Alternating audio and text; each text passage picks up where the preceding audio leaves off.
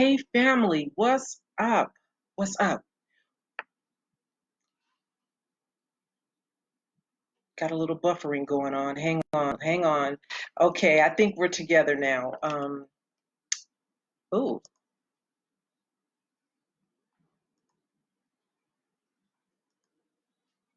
okay. Hey family, what's up? I had to make some adjustments. Listen, in the little bit of time that I've been gone and away from you guys, everything is all different with Facebook Live, and so I'm kind of figuring it out on the fly.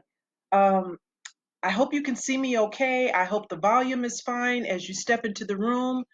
Please let me know because it looks different and it's freaking me out. So while you guys come into the room and tell me what you see, I'm hoping that you can, before, so let me just tell you why I'm tripping. Because before, I used to be able to look at my screen and I could actually see um, a larger area than I'm able to see right now. The screen is very small. And so I don't know what it is you guys are seeing, but I hope my sound is good. I hope that my lighting is right. Okay, so I'm kind of multitasking right now. I'm kind of looking on my cell phone to see what you see. And yeah, it's all different. I don't know if any of you guys go live, if you've noticed the changes that are here on this platform, but it's freaking me out. So welcome. It's been a minute. How's everybody doing? Let me just check in and tell me what's going on with you. Tell me how you've been. Tell me what you're doing. Hey, Lawrence, are you guys good? Are you sheltering in place? Are you staying safe? Are you saving lives? I hope you guys are good. Welcome to my world. Every day is a weekday, right? I've been waking up and just thinking how weird this is in that all around the world, everybody is doing the same thing, nothing. And I just want to know, how unsettling is it for you guys who are doing nothing every day? Anybody got cabin fever? Anybody headed to the roof and ready to jump? I don't mean to make light of it because I know that there are people who are really struggling. I know a lot of folks can't sit still. And so for you guys, I hope you'll be okay. I'm thinking that this is probably going to be going on for a minute. I think it's going to be going on a lot longer than what do we have here in California? May 15th date is what we've been told here in California. I think it's going to go on a lot longer than that, only because so many folks are not um, sheltering in place. They're not sitting still. They're not doing the things that they've asked us to do. Hey, Lawrence, everything is good here. How are you, my friend? And how's my volume, Lawrence? Can you just let me know if my volume is good? I don't want to be yammering on for, 15, 20 minutes. And then once I get it over to my subbies, hey, subbies, what's up? I have missed you guys tremendously. Um, and my subbies are really good about telling me your volume is low. We couldn't hear you. What the what? So I want to make sure that all of my settings are cool and that you guys are able to hear me and see me. And I know that there's a bit of a delay in terms of your response to me. So if it takes me a minute to respond back, that's why. Hey, Dwayne, me too what? Me too what? What's going on with you, sir? I I have some things that I just want to update you guys on and just kind of tell you what's been going on around the world as I see it, the world according to Sergeant Dorsey. And it's been kind of quiet in terms of law enforcement news. There's not a whole lot going on there. In some regards, it's a good thing, right? Because there's not so many of us out on the highways, and not a whole lot of opportunities for police officers to engage with us in ways that. Okay, Lawrence. Volume is good. Oh, Dwayne, you missed me. Thanks. I appreciate that. There aren't a lot of reasons and opportunities for law enforcement to interact with us because, some of us have been staying inside. And okay, so just bear with me, right? Because this is a thing right now. This allergies, I think that's what it is. I hope that's what it is. I'm my kids are, threatening to make me wear a mask around the house as well as outside. So I think I'm good, but I think it's allergies. But anyway, so yeah, there's not a lot going on in terms of law enforcement stops. I do get videos from some of you. Thank you for sharing with me, continuing to show me traffic stops, errant officers, things that, make us go, that continue to happen, but not with the same frequency. Now, there are a couple of things that I do want to make you aware of, and I've talked about this before, but I'm going to say it again because different states, different cities, different counties even have very different rules and regulations. And that, I think, is part of the problem in terms of why this thing may linger on. Because if you're staying inside in LA and the people in Hawthorne are partying like it's 1999, it's a problem. And that's what's going on in different parts of the world. So just those of you who hear me, who um, check in with me from time to time, continue to do what it is that they've asked us to do, so that the sooner we get this thing under control, the sooner we can all come out and play. Now, having said that, there are some opportunists out there, and I want to let you guys know about them. There have been a couple of incidents involving law enforcement. One was at a Walmart. Let me just tell you about this incident. It involved a couple of young black men who went into a Walmart, and this was in, let me find out where it is. I want to say Illinois. But of course, they were following the rules and they had their faces covered, like, we've been asked to do. And a police officer saw them outside, headed into the Walmart, and followed them. And he followed these young men into the Walmart because why? Well, they look suspicious, right? Now, they've asked us to wear masks to keep us safe and those around us. The young men were doing what they were asked to do, and the officer said they looked suspicious. I don't know if it had anything to do with the color of their skin. He followed them into the Walmart, and they began recording him as he began recording them. And of course, it's gone viral. And now that the video is out there, the police chief, as soon as I find it, the police chief is saying that there is no policy that says you can't wear a mask when you go into a store, which is what they were told by this officer. And there's an investigation. Thankfully, nothing happened. It didn't escalate to a use of force. The young men continued to record this officer as he escorted them out of the Walmart, and now it's a thing. And then over in Florida, I believe it was Florida. Yeah, there's a doctor over in Florida who had been giving tests to homeless folks. This was over in Miami. And so now the Miami police chief over there is conducting an internal investigation. Why? Because one of his sergeants stopped this man who's a doctor. His name is Dr. Armin Henderson.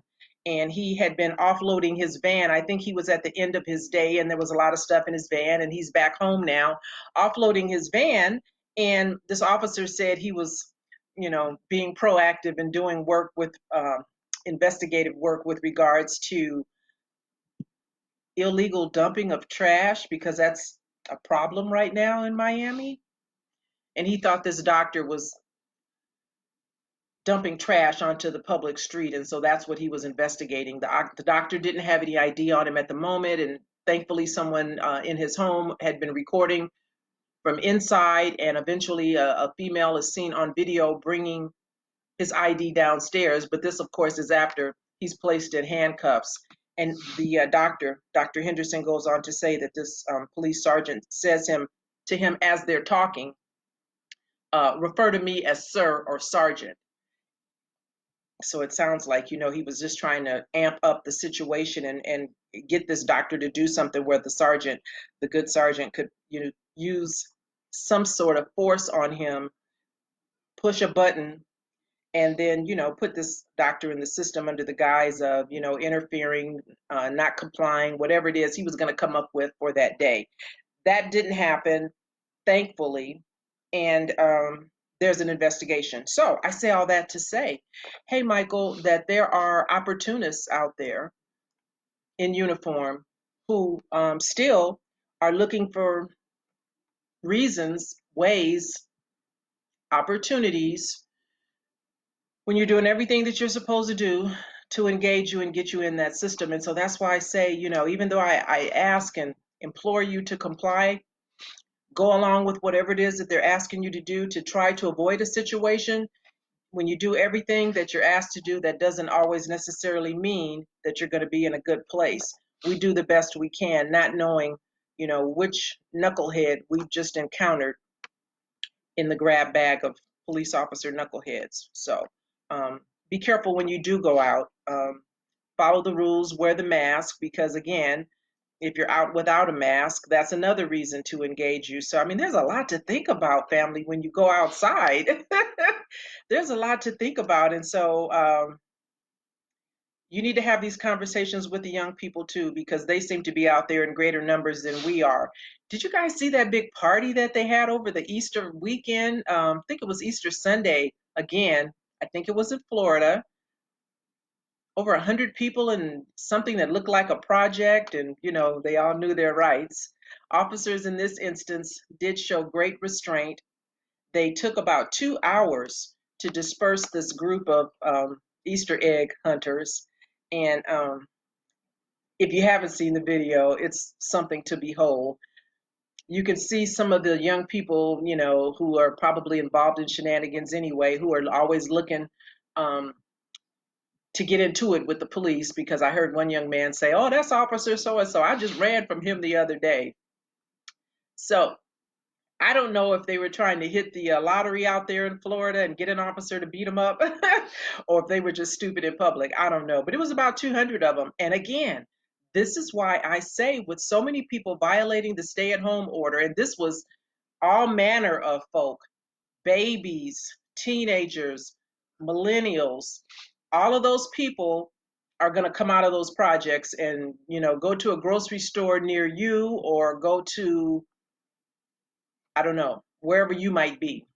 And who knows who is carrying? Who knows how many in that group of 200 actually may have the virus and be asymptomatic? But anyway, they didn't care about themselves. They didn't care about the little babies that were out there with them. And clearly they don't care about, the old people that they're going to be going back home to and possibly infecting. Again, why I think we might be doing this stuff right through September, October. That's just what I think. So, lots going on. Hey, Monica, welcome. Thanks for joining me. Let's see, what else is going on?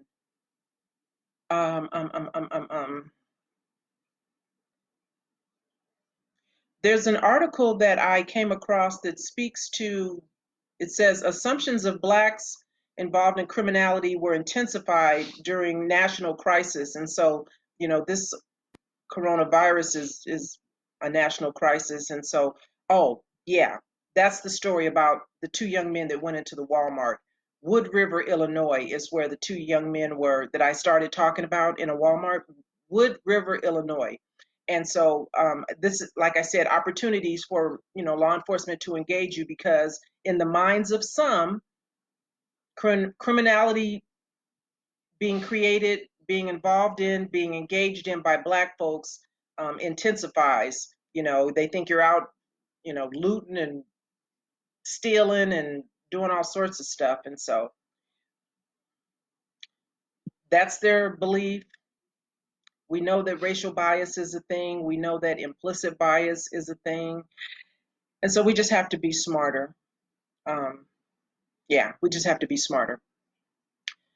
There's also a story going around about how some of this stuff became so involved in Chicago, because Chicago is having a real problem, particularly in their prisons. But there are a couple of reports that say back in February, there was a funeral and a birthday party, and now the CDC has traced an outbreak of the coronavirus to those two family gatherings. Why it's so important to stay inside, because there were, it says, about 16 people between the ages of 5 and 86 who had become infected, or who had been infected with the coronavirus at these two events, the birthday party and the funeral. This was back in February in Chicago, and the CDC was able to trace those transmissions to people who had been at those two events. And of those 16 people, 3 people died,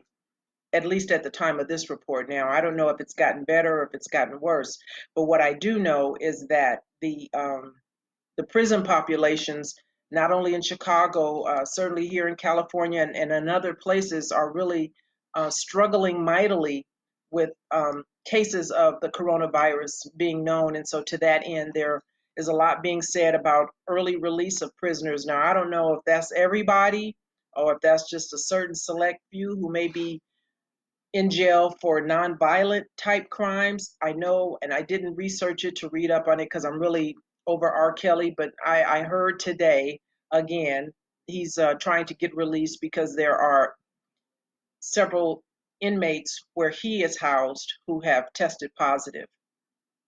Having said all of that, your president is trying to get folks to take this hydroxychloroquine, and the Bureau of Prisons has purchased $60,000 worth of this hydroxychloroquine. Now, hydroxychloroquine is reportedly an unproven treatment for the coronavirus, yet the Bureau of Prisons has $60,000 worth of it. So I don't know if you guys are thinking like me. I'm thinking there's about to be a whole bunch of guinea pigs in the penal system. Those who can't get out, who don't get out, yeah, they may be the ones that ultimately wind up telling us what the side effects of hydroxychloroquine are should they survive it. So that's going on. And then a little bit of good news, family. Insurance companies are offering refunds on premiums. I had heard this, and I just found out today via email that AAA, which is the insurance that I have on my automobile, is going to be returning premiums. Now, AAA said to me, I will receive a 20% refund on my premium sometime by the end of May. Maybe this will be a one-time premium refund, maybe not. But in addition to AAA, also State Farm, I've read, and Allstate are offering insurance premiums. So if you haven't heard from your insurance provider for your vehicle, you might want to ask if they're giving love, if they're returning refunds, because listen, every little bit helps, right? So there is some good news to be gleaned from all of this that's going on. And again, many of you may know that checks have already started to land in bank accounts. For those of you who have not determined whether or not you have a refund coming, you can go to the IRS.gov website, and there's a link or a button on there that says something about check my payment or yeah, give me some love, I got money coming, something like that. There's a button on there on the website that says you can put in, and I went to it, you can put in your social security number. Support Sergeant Dorsey Speaks via Venmo or my Cash App, Sergeant Dorsey Speaks, or purchase my autobiography and read about my 20-year LAPD career, Black and Blue, the creation of a social advocate. Be good, be safe.